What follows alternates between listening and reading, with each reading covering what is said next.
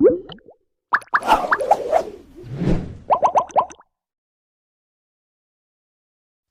semuanya, kembali lagi bersama gue R, dan kali ini kita akan membahas sebuah drama berjudul School 2015. Drama ini mengisahkan tentang anak kembar bernama Lee Eun-bi dan Go Eun-byul. Mereka berdua memiliki kehidupan yang sangat berbeda, di mana Eun-bi tinggal di panti asuhan dan sering dibully oleh teman-teman di sekolahnya. Sementara Eun-byul adalah wanita tomboy, pintar dan sangat populer di antara teman-temannya. Yang intinya, mereka berdua memiliki sikap dan latar belakang kehidupan yang sangat berbeda. Hingga di suatu ketika, Eun-bi harus menghentikan posisi Eun-byul karena suatu alasan. Apakah yang akan terjadi? Daripada penasaran, langsung saja kita ke pembahasannya. Dan jika kalian suka dengan channel ini, jangan lupa untuk subscribe biar gak ketinggalan video menarik lainnya. Diawali dengan diperlihatkan seorang remaja bernama Lee Eun-bi.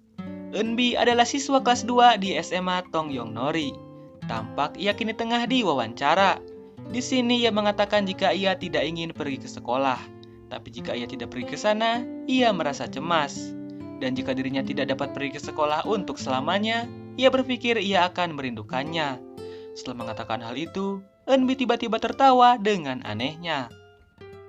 Lalu setelah itu, ia kembali ditanya, apakah yang akan dilakukan Eun-bi setelah lulus sekolah? Eun-bi kemudian mengatakan, jika setelah lulus nanti, ia berkeinginan untuk menjadi seorang guru. Seorang guru yang mengerti akan apa yang dikatakan oleh siswanya, meskipun siswanya itu berbohong sekalipun. Singkat cerita, diperlihatkan musim semi yang sangat indah di sebuah sekolah menengah atas, Nuri High School. Semua siswa terlihat bersemangat memasuki sekolah tersebut. Namun di belakang sekolah terdengar nyanyian selamat ulang tahun. Beberapa siswi terlihat menggiring siswi lainnya yang diketahui bernama Soyoung sambil menutup matanya. Surprise, kata teman-temannya itu. Ternyata Soyoung tengah berulang tahun. Namun entah apa yang terjadi, di sini Eun-bi dijadikan sebagai kue ulang tahun untuk Soyoung. Eun-bi pun terkejut dan tak mengerti apa yang dilakukan mereka terhadap dirinya. Teman-teman Soyoung kemudian melempari Eun-bi dengan telur, tepung, dan saus. Usai melakukan itu, mereka lalu berteriak, kue ulang tahun untuk Soyoung sudah selesai. Soyoung tampak menatap Eun-bi dengan iba. Sementara itu, Eun-bi terlihat gemetaran dan menangis. Bukannya membela Eun-bi, Soyoung malah sangat-sangat berterima kasih sudah dibuatkan kue spesial seperti ini. Soyoung pun tersenyum di atas penderitaan yang tengah dialami oleh Eun-bi. Di sini, Eun-bi hanya bisa diam, mencengkram tangannya sendiri. Yang dapat dilakukan Eun-bi adalah menahan deras air mata yang mengalir di pipinya.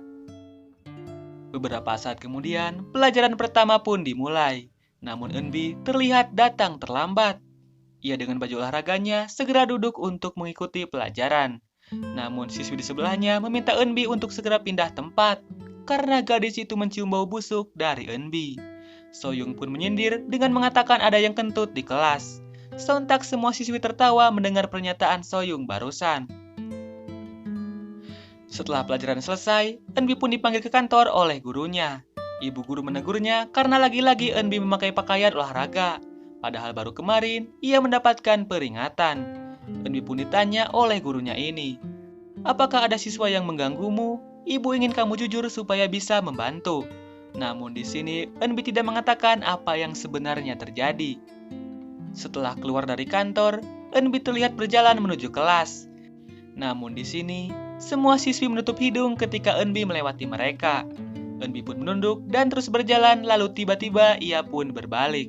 Dan episode pertama pun baru saja dimulai. Di sebuah panti asuhan bernama Love House, Eun-bi terlihat membagikan makanan untuk anak-anak yang tengah mengantri. Di sini, terlihat ia menegur mereka karena tidak ingin makan sayur. Tampak perbedaan sikap yang ditampilkan oleh Eun-bi, di mana di panti asuhan ini, ia cukup tegas dalam mengatur anak-anak panti.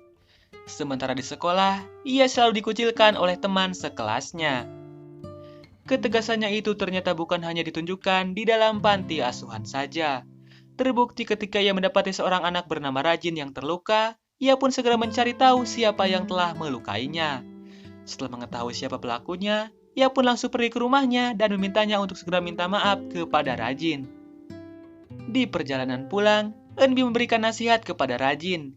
di mana ia meminta Rajin untuk selalu berterus terang.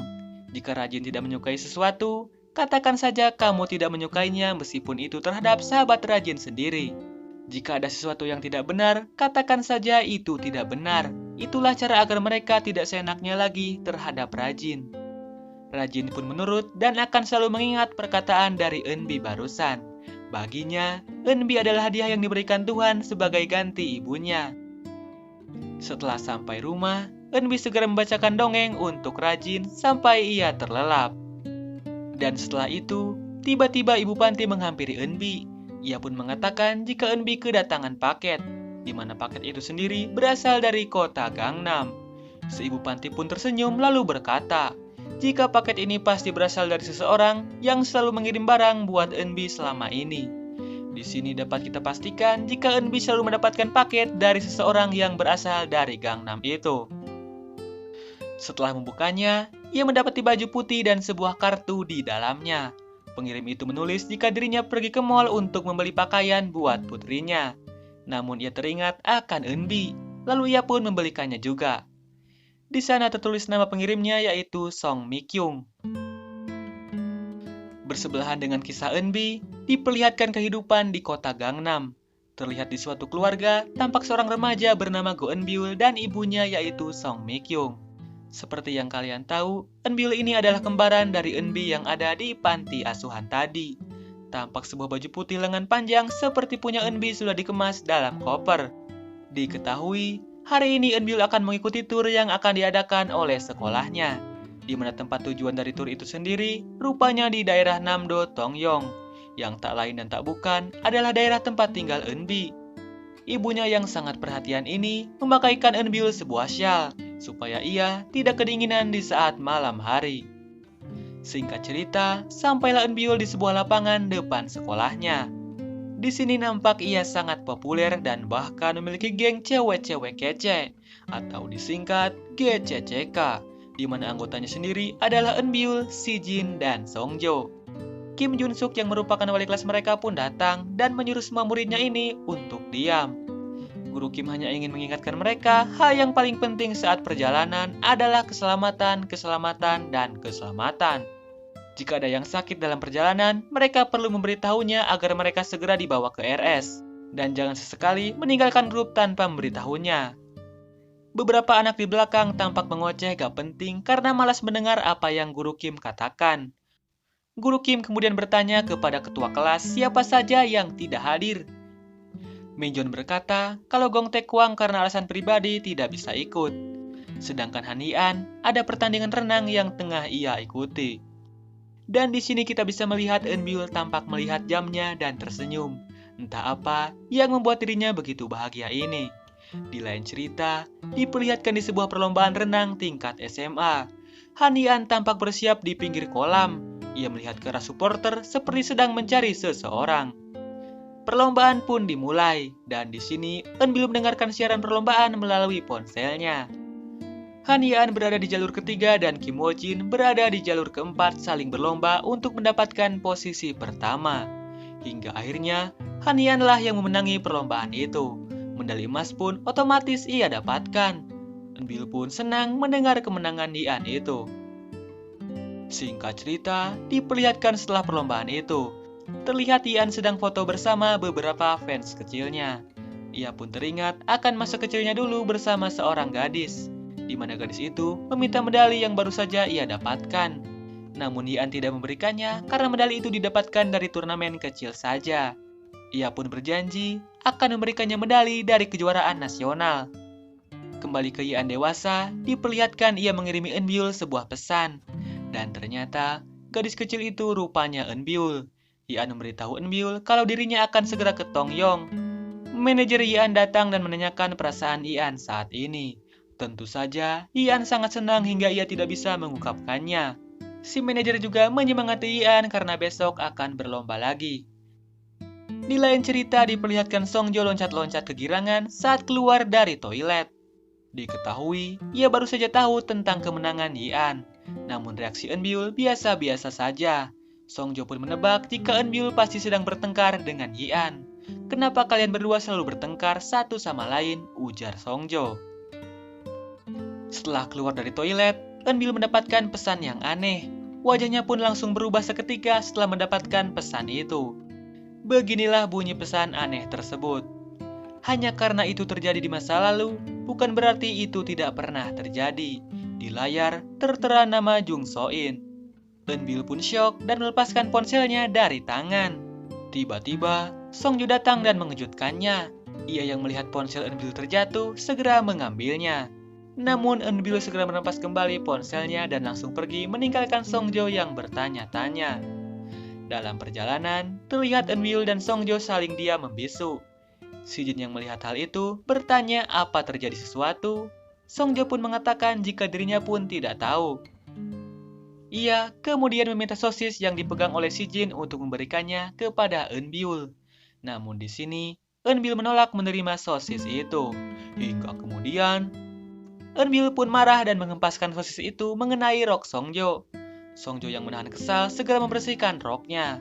Ia pun bertanya, "Hei Gongbyul, apakah kau tak berpikir kalau kau sudah keterlaluan?" Eunbil yang malas meladeni Songjo hanya diam saja. Singkat cerita, mereka pun sampai di daerah Tongyong.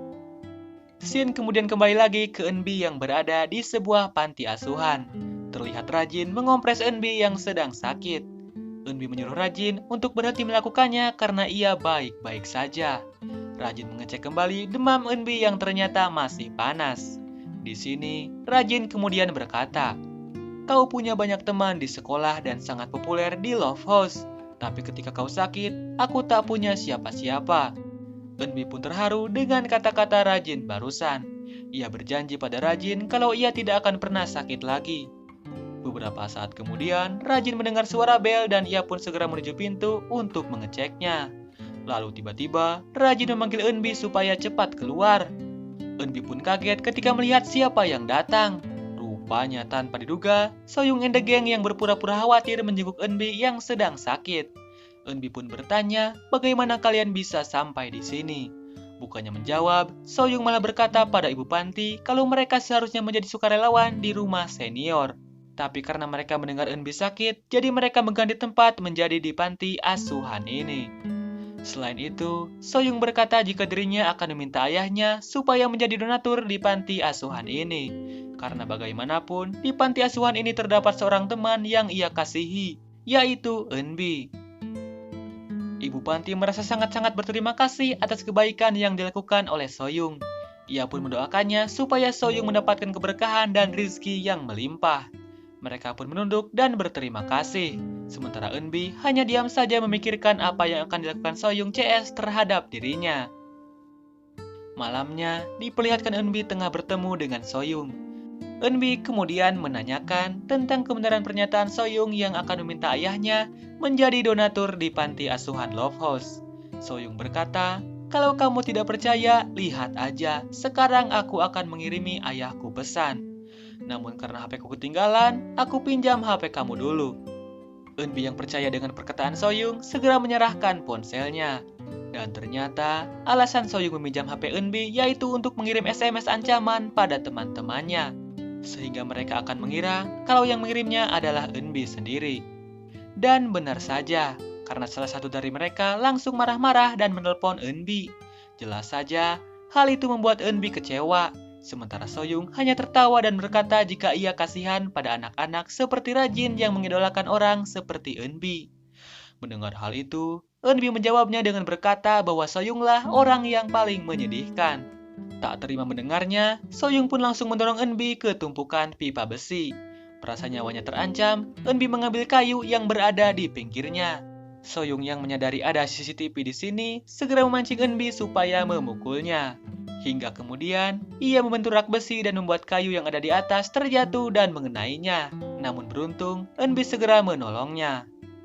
Di lain cerita, diperlihatkan di pinggir sebuah dermaga. Kita bisa melihat Eunbi seperti sedang bertengkar dengan seorang pria. Ternyata, dari kejauhan salah satu teman Eunbi yaitu si Jin tampak tengah menyaksikannya.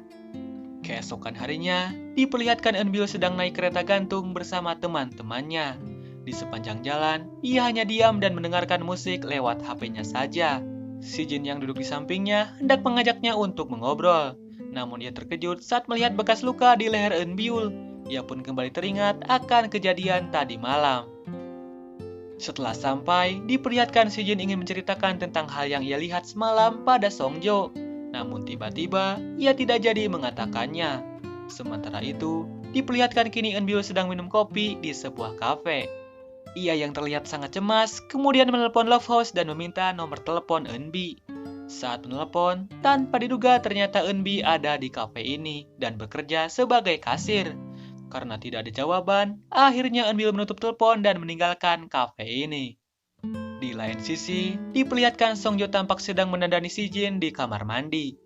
Dan tiba-tiba, Eunbyul lewat di belakang mereka begitu saja.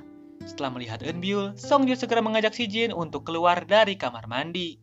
Tak lama kemudian, lampu di toilet yang tengah digunakan oleh Eunbyul tampak padam. Saat itu juga, tiba-tiba ada seseorang yang masuk dan membuat Eunbyul ketakutan. Seperti sudah mengenalnya, dari dalam Eunbyul bertanya, "Mau sampai kapan kamu melakukan ini terus?" Ia kemudian melihat ke atas dan langsung berteriak. Entah apa yang tengah ia lihat di atas sana. Minjon melihat si Jin keluar sendiri dari sebuah ruangan. Ia kemudian mengajaknya untuk bergegas karena mereka akan segera mengambil foto. Anehnya, si Jin tiba-tiba menoleh ke belakang dan seperti memikirkan sesuatu. Para siswa pun berkumpul dan berfoto bersama. Dan pada saat itu juga, Eunbi sedang lewat dan menoleh ke arah mereka. Guru Kim datang dan bertanya apakah semuanya sudah berkumpul. Minjon menjawab bahwa masih ada satu orang yang tidak ada, yaitu Eunbyul. Mereka semua pun akhirnya berpencar untuk mencari Eunbyul ke segala tempat. Bahkan Guru Kim memeriksa CCTV namun tidak ada hasil.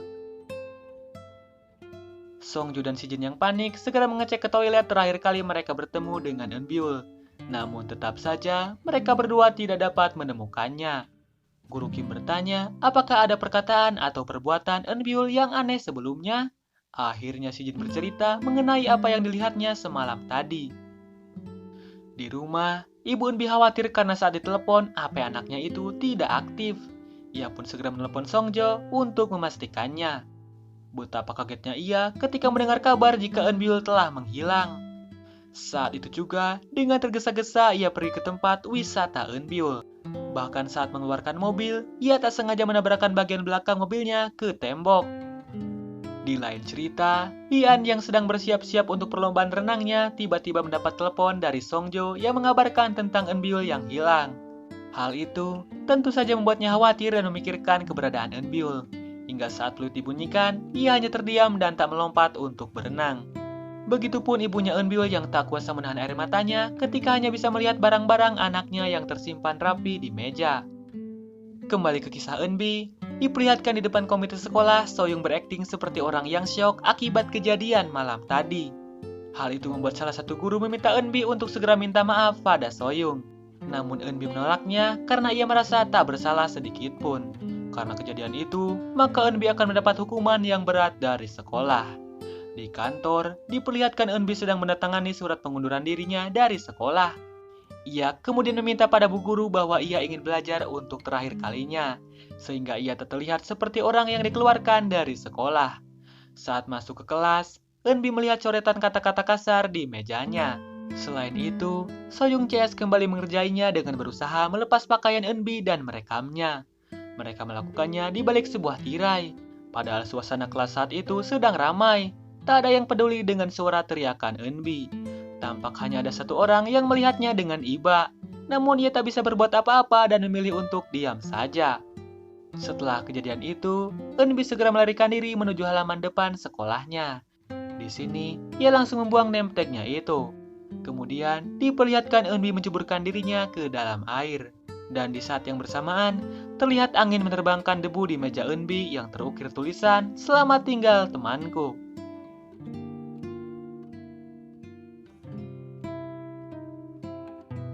Dan tiba-tiba, saat ia tenggelam ada seseorang yang menarik lengannya. Dari bajunya, sepertinya orang itu adalah Eunbyul. Di lain sisi, ibunya Eunbyul berusaha keras mencari anaknya.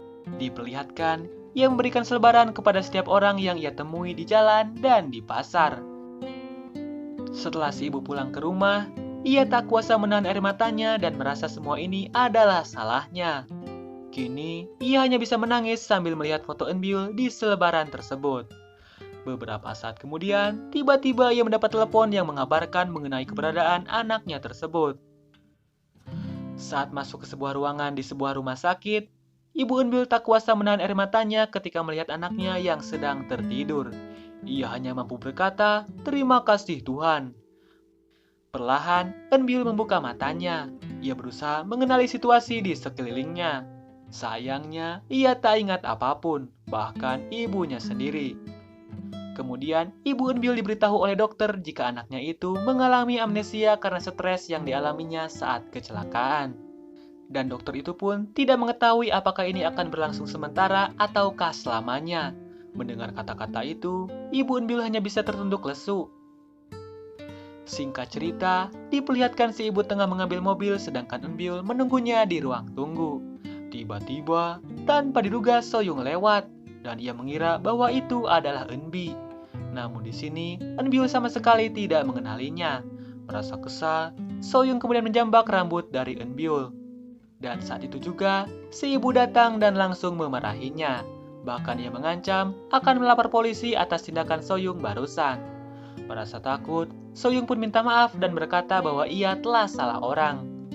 Dalam perjalanan, Enbyul terlihat sangat bahagia. Ia membuka kaca mobil dan menikmati setiap udara yang dihirupnya seperti menemukan kehidupan yang baru. Sementara itu, di lain sisi Ian terlihat sangat sedih. Ia kini tengah memikirkan kejadian 10 hari yang lalu. Rupanya yang menemui Enbyul di dermaga itu adalah Ian. Ia ke sana untuk mendapati janjinya 7 tahun yang lalu, yaitu untuk memberikan medali emas pertamanya di turnamen nasional untuk Enbyul. Namun saat itu ada yang aneh dengan Enbyul. Ia tak seperti biasanya, ia bahkan tak ingat tentang masa kecilnya dulu. Tentu saja, itu langsung membuat Ian bingung dan mengurungkan niatnya untuk memberikan medali tersebut. Ia hanya menggenggamnya di belakang badannya saja. Ian pun semakin kaget ketika melihat luka yang ada di leher Enbyul. Seorang senior tiba-tiba mengecaukan lamunan Ian barusan. Dia mencari gara-gara dengan menjatuhkan handphone Ian. Karena hal itu, mereka pun terlibat perkelahian kecil. Hingga akhirnya datanglah pelatih yang memisahkan mereka. Ketika yang lain berlari untuk segera berlatih, Ian masih diam saja. Sehingga membuat pelatihnya itu marah dan menghukumnya dengan cara memukulnya.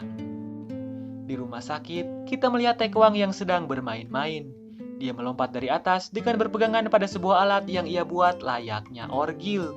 Dan jelas saja, hal itu membuat semua orang khawatir termasuk suster yang tengah merawatnya. Saat sedang turun, ia melihat Enbyul di salah satu ruangan lewat kaca, dan ia kemudian segera menyapanya. Namun di sini, Enbyul sama sekali tidak mengenalinya. Lalu Taekwang langsung menjatuhkan dirinya ke bawah dan membuat semua orang semakin kaget. Enbyul pun melihatnya dari jendela dan tersenyum kecil karena Taekwang tak terluka sama sekali dan hanya bermain-main saja. Setelah turun, diperlihatkan Taekwang tengah makan burger ditemani oleh Songjo. Ternyata mereka memang berteman. Taekwang tampak makan seperti anak kecil dan menyisakan saus di pinggir bibirnya. Hal itu pun membuat semua orang yang berada di kafe melihat ke arahnya.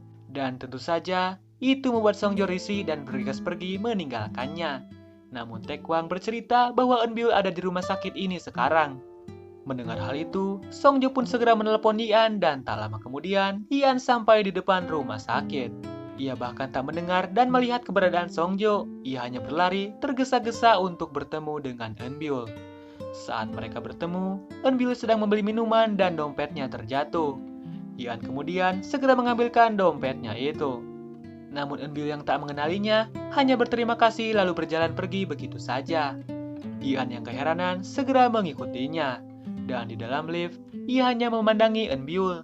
Namun Enbyul malah jadi ketakutan karenanya. Saat sampai di lantai yang dituju, Enbyul bergegas pergi meninggalkan Ian. Karena merasa aneh, Ian terus mengikutinya kemudian memanggilnya. Ia mengira Enbyul berperilaku seperti ini karena kejadian di dermaga. Ian kemudian menarik tangan Enbyul dan memeluknya. Sementara Enbyul kaget dan bertanya siapa kamu. Ian tertawa dan meminta Enbyul jangan main-main dengannya.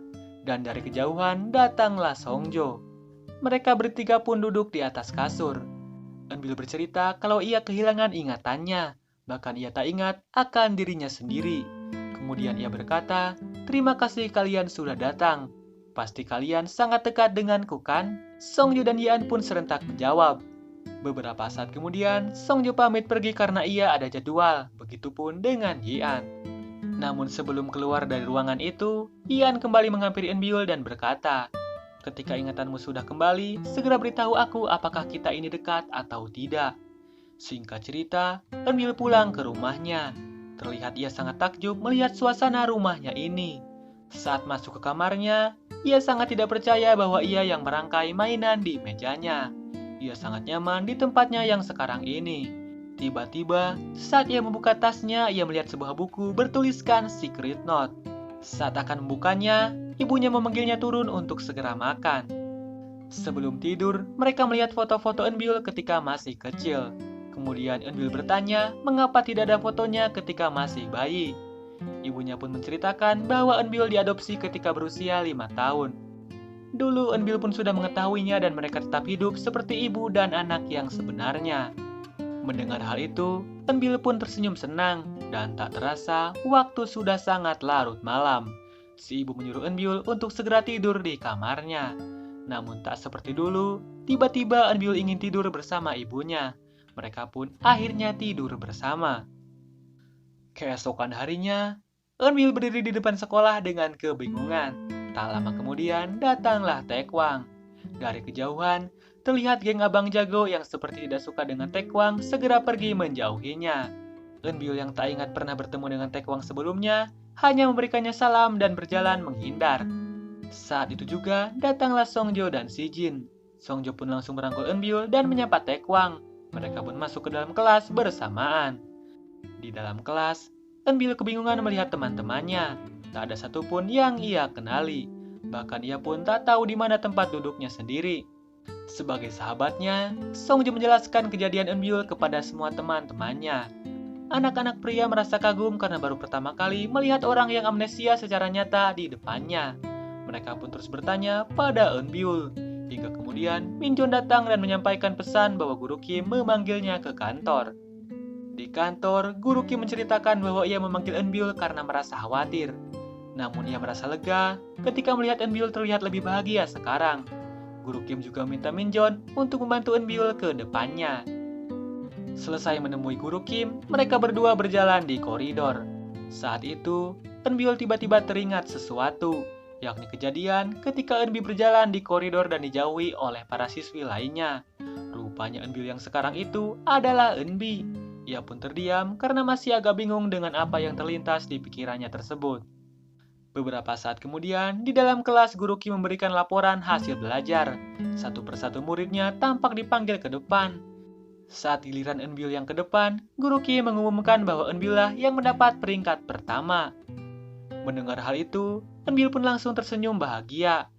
Dan siswa lain segera memberi selamat kepadanya. Sebelum keluar, Guru Kim memberikan pesan agar para muridnya itu fokus belajar dan menjauhi tempat-tempat seperti bar dan klub. Saat Songjo, Enbiul, dan Si Jin lewat, pacar Hena mengajak mereka untuk bersenang-senang bersama karena Hena menginginkannya. Songjo pun mengiyakan dan mengajak Enbiul agar pergi bersama mereka juga. Di luar, mereka bertiga pun berjalan bersama. Si Jin mendapati banyak telepon dari ibunya, tapi ia tak mau mengangkatnya dan malah mematikan HP-nya itu. Saat sedang berjalan bersama, tiba-tiba Songjo mencari dompetnya. Enbiul kemudian mengajaknya ke kelas lagi untuk mencarinya di sana. Lalu tiba-tiba muncul Yong-eun, dan Songjo pun berkata bahwa itulah dompetnya. Beberapa waktu setelah itu, diperlihatkan Enbiul baru saja keluar dari kelasnya berniat untuk pulang. Saat Ian akan menghampirinya, tiba-tiba datang Songjo dan Si Jin. Mereka bertiga pun terlihat tertawa bersama. Karena hal itu, Ian tidak jadi mendekatinya dan hanya berkata, apa yang membuatnya sangat senang seperti itu. Di rumahnya, tampak Ian sedang memasak ramen.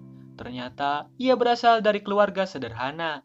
Ia tinggal bersama ayahnya yang sudah cukup tua dan mereka terlihat sangat akrab. Di lain sisi, diperlihatkan juga Taekwang tengah makan ditemani pembantunya. Ia tiba-tiba tersedak dan tertawa karena membaca berita mengenai ayahnya di sebuah majalah, di mana ayahnya itu berkata, tak masalah bila mereka tak belajar dengan baik. Aku mau sekolahku dipenuhi murid yang bahagia. Di tengah-tengah tawanya, ternyata ayahnya sudah pulang dan melihat kelakuan dari anaknya ini. Taekwang lalu berkata bahwa ada tulisan yang salah di majalah ini. karena dituliskan bahwa anak yang bermasalah harus dirangkul. Sedangkan yang ayahnya inginkan adalah anak yang bermasalah harus dikirim ke rumah sakit jiwa. Dengan kata lain, bisa dibilang Taekwang menyindir ayahnya yang malah memasukkan ia ke dalam rumah sakit jiwa. Padahal si ayah berkata, siswa yang bermasalah harus dirangkul. Kembali ke Eunbyul dan teman-temannya. Terlihat mereka semua pergi ke tempat karaokean. Mereka bernyanyi dan bersenang-senang di sana. Sementara itu, Eunbyul terlihat tak nyaman dengan keadaan itu. Ia pun keluar dan melihat Yong-eun yang sedang membayarkan karaokean mereka. Namun di sini sepertinya ada masalah dengan kartu kreditnya. Singkat waktu, tiba-tiba mereka semua kini sudah berada di kantor polisi dan tengah diinterogasi. Lalu datanglah wali kelas mereka, yaitu Guru Kim. Ia pun langsung mengajak pemilik karaoke untuk berbicara di luar. Ternyata, tadi para murid mengancam akan melaporkannya ke kantor polisi karena ia menjual minuman keras pada anak sekolah. Hal itu mereka lakukan karena tak bisa membayar tagihannya. Tapi pemilik karaoke tak takut dan malah melaporkan balik anak-anak itu. Guru Kim meminta untuk menyelesaikannya secara baik-baik saja. Hingga pemilik karaoke itu pun pada akhirnya setuju dan memberikan struk tagihannya. Betapa kagetnya Guru Kim ketika melihat angka yang tertera sangat besar. Ia pun meminta keringanan untuk membayarnya secara bertahap. Mereka pun pada akhirnya mencapai kesepakatan dan para siswa dibebaskan. Guru Kim terlihat sangat kesal, tapi ia hanya bisa menahan emosinya di depan anak-anak. Singkat waktu, beberapa saat kemudian, diperlihatkan Eunbyul tengah duduk di samping Yong-eun untuk menunggu bis. Rupanya rumah Eunbyul dan Yong-eun ternyata searah. Tampak Eunbyul terus saja mengajak Yong-eun untuk mengobrol. Bahkan ia menawarkan akan mentraktirnya besok. Tapi di sini Yong-eun menunjukkan reaksi seperti tidak menyukainya. Bahkan ia bertanya pada Eunbyul, apakah kamu benar-benar hilang ingatan atau hanya pura-pura saja? Mendengar hal itu, Eunbyul pun hanya bisa terdiam. Saat bus yang dinaiki oleh Yong-eun telah pergi, si ibu mengirimnya SMS. Ia menanyakan apakah Eunbyul perlu dijemput karena waktu sudah larut malam. Tapi Eunbyul membalasnya dengan berkata bahwa 10 menit lagi dia akan sampai di rumah. Kini diperlihatkan si ibu tengah menunggu Eunbyul di luar rumah. Namun di sini ia melihat ada polisi di depan rumah Yong-eun. Ternyata rumah Yong-eun bersebelahan dengan rumah Eunbyul.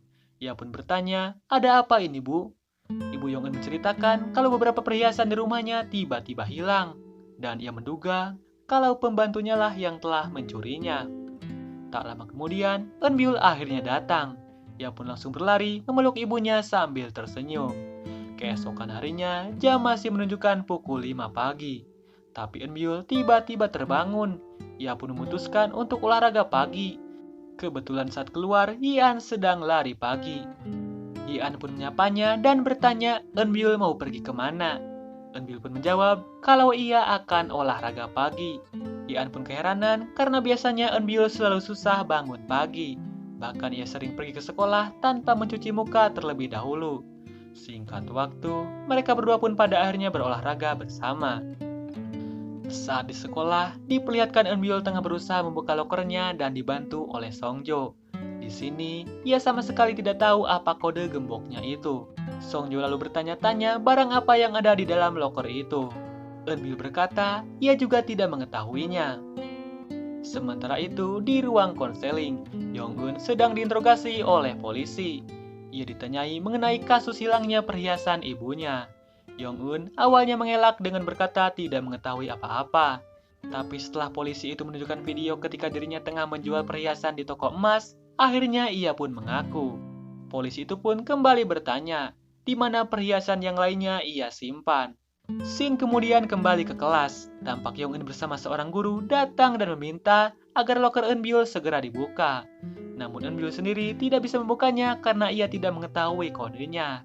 Dengan terpaksa, mereka pun akan membukanya dengan palu saja. Tapi tiba-tiba, Taekwang yang tengah tertidur segera bangun.